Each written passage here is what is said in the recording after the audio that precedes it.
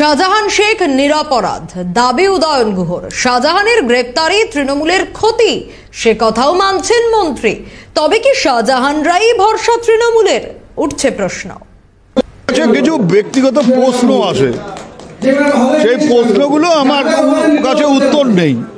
সেই উত্তরগুলো পেলে আমি বুঝতে পারবো যে শেখ শাহজাহান কতটা দোষী।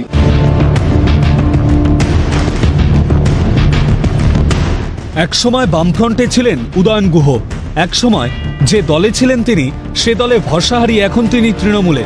নিজের দলের ওপরই না, মানুষের ওপরও যেন বিশ্বাস নেই উদয়ন গুহর। সন্দেশখালীর মানুষের সোচ্চার প্রতিরোধও যেন কানে বাজছে না। তিনি বলছেন, বিধায়ক থাকাকালীন নিরাপদ সর্দার তো এসব বলেননি। নিরাপদ সর্দার 11 সাল থেকে 2011 থেকে 2016 সাল পর্যন্ত বিধায়ক ছিলেন।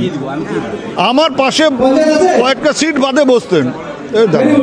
তা আমি নিরাপদ সর্দারকে বিধানসভায় কোনোদিনও এ কথা বলতে শুনিনি যে সন্দেশখালীতে এইরকম হোম ডেলিভারির মতন মহিলা ডেলিভারি করা হয়। নিরাপদ সর্দার বলেছিলেন কিনা বিধানসভার নথি সামনে এনে প্রমাণ করে দিয়েছে সিপিএম। তবু উদয়নের মুখে এহেন কথা বলছেন, ফাঁসিয়ে দেওয়া হয়েছে শাহজাহান শেখকে। চূড়ান্ত শিকার কিছু জানি না, তবে ভুলের শিকার তো বটেই, কারণ বেশ কায়দা করে ওকে ফাঁসিয়ে দেওয়া হয়েছে। ওই যে ইডির গায়ে হাত পড়েছে, সেটা পর থেকে এই সব ঘটনাগুলো ঘটে গেল।